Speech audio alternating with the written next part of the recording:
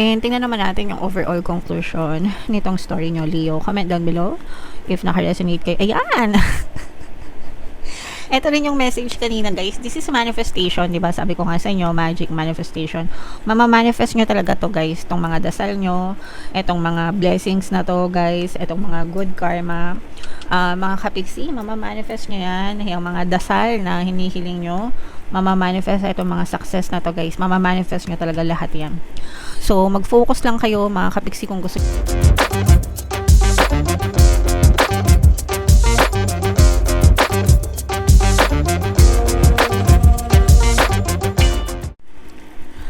Hello guys, hello Leo, welcome back to Pinoy Pixie Tarot. Ang pamagat ng episode natin for tonight is anong ganap sa buhay mo? Ito isang timeless reading, mga kapixie, para sa Leo, Sun, Moon, Rising Sign, and Venus. Unahin natin tong deck na to, guys. Ito yung mga angel messages para sa inyo, and ito naman yung sa love life, mga kapixie.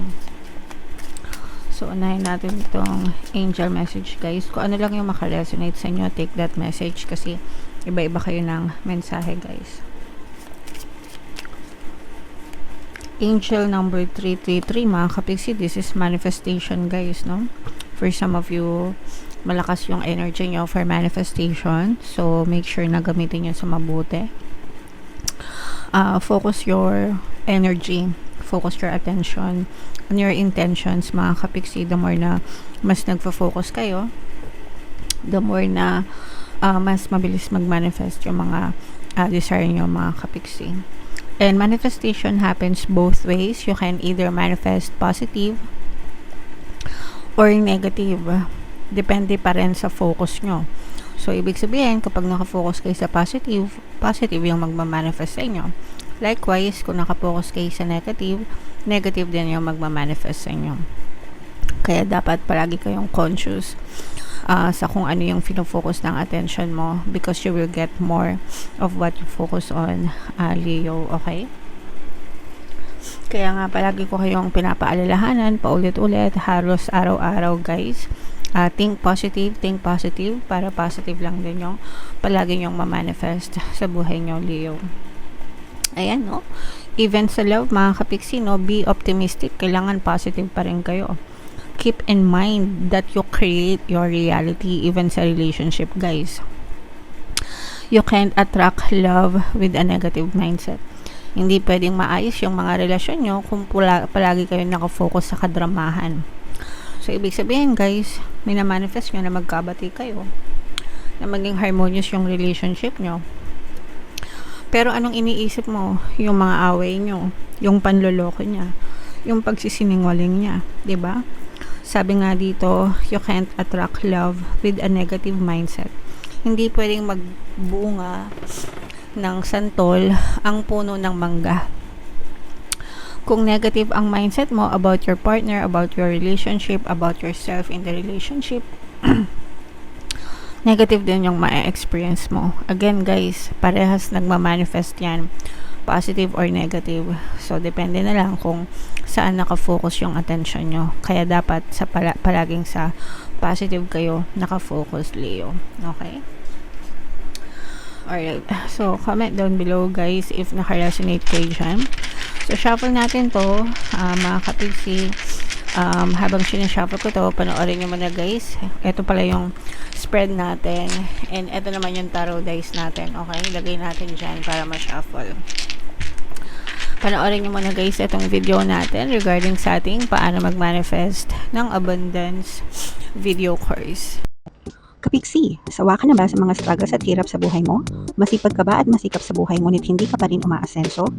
Ilang beses ka na bang nag-attempt mag-negosyo at mag-invest pero palagi ka pa rin nalulugi? Sa pagkakataon na ito ay maaaring may subconscious beliefs ka na nagiging balakid sa iyong pag-unlad at pagyaman. Introducing, paano mag-manifest ng abundance video course. Dito ay matututunan mong ma-overcome ang mga balakid mo para tuluyan ka ng umunlad, umasenso, sumagana, maging matagumpay, successful at maswerte sa iyong kabuhayan, pera, trabaho, negosyo, salapi at kaperahan ng bonggang-bongga. Dali, mag-send na ng email sa pinoypixie@gmail.com at simulan na ang iyong pagyaman ngayon. Alright, so sa lahat ng gusto mag-avail ng course, guys, meron tayong paano mag-manifest ng abundance video course. paano mawala ang third party at magkaroon ng harmonious na relationship, paano pabalikin si ex, revise breakup. Sa mga interesado guys, mag-send lang kayo ng email sa pinoypixietarot@gmail.com. And sa mga naghahanap ng pampaswerte guys, ito yung money shaker jars natin guys, at saka itong mga bracelets, no? Nandyan sa screen yung WhatsApp number ko, i-chat nyo lang ako, lalagay ko din sa comment tsaka sa description. So, yung first energy natin, guys, ito yung strong energy nyo. Ito, guys, ang focus ng inyong attention right now is more on pangkabuhayan. Mga bagong opportunity na pwede nyong pagkakitaan. So, pwedeng trabaho, negosyo, investment. Pero dun nakafocus yung attention nyo ngayon sa pagkakakitaan, mga kapiksi. Pwedeng yung iba sa inyo nag-explore or nag-aantay ng mga bagong naghahanap ng mga bagong pagkakakitaan guys, nag-experiment, no? And eto guys, no, you have a lot of anxieties, yung iba nade-depress, pwedeng naaapektuhan kayo sa environment nyo, mga kapiksi. So nade-depress kayo kapag you're trying too hard pero wala kayong resulta. So, yung iba sa inyo siguro, ilang beses na nag-a-apply pero puro rejected. Ilang beses na kayo nag-a-attempt na magnegosyo pero palaging failed, no? So, may explanation dyan, guys. Sometimes or most of you may mga balakad na hindi kayo aware. So, kailangan nyo i-revise yung story nyo, mga kapiksi. And sometimes, yung impluensya talaga ng environment nyo, mga kapiksi. Alright? So, medyo depressed yung iba sa inyo, Leo, pagdating sa pinagkakakitaan. In your recent past, guys, eto masyado kayo nagiging emotional. Yung iba sa inyo, pwedeng naging overly sensitive kayo. Pwedeng ito yung reason ng iba kung bakit, let's say, for example, nawalan kayo ng trabaho or nag-resign kayo sa trabaho. Siguro dahil naging sensitive kayo, hindi nyo kinaya yung environment, kaya nag-resign kayo ng walang backup plan, tapos nahihirapan kayo ngayon na maghanap ng trabaho dahil nag-resign kayo. Mahirap maghanap ng trabaho ngayon, guys. Maraming na-lay off, maraming AI na parang nagre-replace ng mga labor. So, yeah. And ito naman, yung support system nyo, feeling nyo walang tumutulong sa inyo na mas lalo pang nakadagdag ng mga emotional pain nyo. Parang wala kayong matakbuhan yung iba sa inyo. So, medyo nararamdaman ko yung pagkanega dito. Kaya siguro lumalabas itong be positive na messages, guys. Kasi medyo nega talaga, no? Pero titingnan natin hanggang matapos natin, guys, no? Kasi parang medyo nade-depress yung iba sa inyo, walang tumutulong, you feel alone, guys, and yung iba you feel helpless din. And eto naman, mga kapiksino, huwag kayong mag-alala kasi ibig sabihin nito, marami kayong alam, marami kayong skills, guys, no? Sa present nyo, kailangan nyo lang gamitin yung mga yon to your advantage. Kung ano mang skill meron kayo, mga kapiksi. Kasi itong mga skill na to, guys, natutunan nyo din yan sa mga previous experience nyo. So, kung saan kayo magaling, i-highlight nyo yun, guys, no? Or kung meron pa kayong pagkakataon para dagdagan nyo pa, i-level up nyo pa yung skills nyo, gawin nyo. Para mas malaki yung chance na matanggap kayo sa mga trabaho or magkaroon kayo ng additional income. Ayan, no, i-bless din kayo sa mga desires nyo, guys, no? Kailangan nyo lang mag-focus. Again, guys, sabi ko nga, this is the energy of manifestation. Mama-manifest nyo itong mga blessings as long as dito kayo nakafocus, guys, no? Mag-focus kayo dito, mga kapiksi. So, imay-imay nyo natin mga blessings, pagpapala, kasaganaan. I-bless din kayo, guys, kaya wag kayong mawala ng pag-asa. Sa una lang yan, parang ano kayo, bida sa pelikula.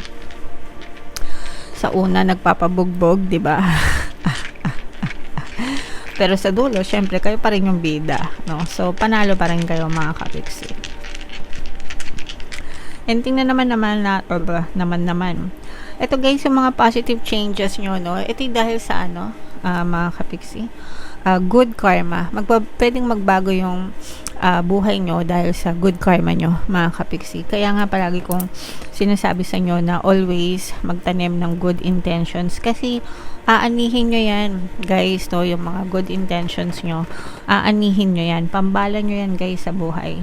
Kasi pwedeng pinagpapala kayo or pagpapalain kayo, guys, dahil sa mga good karma nyo, mga kapiksi. Okay? So, pagpapala na, good karma pa. Alright? So, i-mind nyo yan, guys. Blessings, pagpapala, ang kasaganaan, good karma. So, yan ang magiging kasangga nyo para sumakses kayo sa buhay, Leo. And ito naman, ayan, no, these are your dreams coming true, wishes coming true, guys. Yung mga dasal nyo, mga kapiksi, tutuparin yan ni universe. Hindi kayo papabayaan ni universe, guys, no? So, dasal-dasal, mga kapiksi. Sabayan ng dasal, sabayan ng affirmation, sabayan ng pagiging positibo, no? Positive mental diet para sumakses talaga. Mamamanifest nyo yan, mga dasal nyo, guys. Your prayers will be heard and they will be answered, mga kapiksi. Tingnan naman natin yung turn of events. This is a fire sign energy. Ito, guys, nakita natin na kapag na-experience mo na tong mga blessings na to, tawag dito, gaganahan ka ulit, no? Gaganahan ka ulit sa buhay. So, kung ngayon depressed ka, dadating din yung time na gaganahan ka ulit, mamamotivate ka ulit, mai-inspire ka ulit, and magiging masipag ka ulit. So, wag mo na antayin yun. Ngayon pa lang, sipagan mo na, no? Dapat minamatch mo yung energy. Minamatch mo yung energy ng desire mo, 'di ba? Para ma-experience mo siya. So, tingnan naman natin yung mga energy ng happenings na nakaka-apekto sa'yo sa buhay mo. Ito, guys, no? Yung nakaka-apekto sa'yo is yung mga conflict, pwedeng nagkakaroon ka ng conflict sa ibang tao, nagkakaroon ka ng conflict sa buhay mo, marami kang iniisip, aligaga, no? Ano to, guys? Normal ito kapag ikaw ay stressed, kapag marami kang iniisip, kapag broken-hearted ka, marami ka talagang iniisip, aligaga. So, ang sagot dito ay meditation, at saka magpahinga kayo, guys, no? Baka masyado nyo nang pinahihirapan yung sarili nyo, Leo. And tingnan naman natin yung energy surrounding your guidance, Leo. Surrounding your guidance. Ito, magkakaroon din ng ito, guys, tutulungan ka ng mga gabay mo para magliwanag yung isip mo. Kasi nga masyado kayong maraming conflict, aligaga, 'di ba? Sabi ko, marami kayong iniisip. So, yung mga gabay mo, nandyan sila para gabayan ka na magliwanag yung isip mo. Kapag maliwanag yung isip mo, mas makakapag-desisyon ka ng tama sa buhay mo. Alright? Okay. And tingnan naman natin yung future energy, mga kapiksi. Yung future energy. Yeah. So, magsasucceed kayo or sasucceed kayo, guys.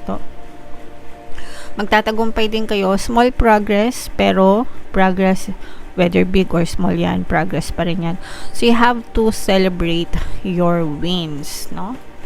Kahit gaano kaliit, kahit gaano kalaki, dapat sineselebrate nyo yan, guys. Kasi hudyat yan na you are doing the right thing. Ibig sabihin, tama yung ginagawa mo. So, i-celebrate mo yan. And gatasan mo para magkaroon ka ng momentum. Yung momentum of energy mo, tumaas, no? Yung level ng energy mo. And kapag mataas yung energy level mo, mas madali mong mamamanifest yung mga bagay na gusto mo, kapiksi.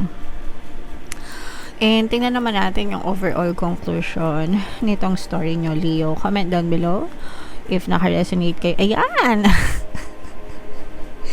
Ito rin yung message kanina, guys. This is manifestation, diba? Sabi ko nga sa inyo, magic manifestation.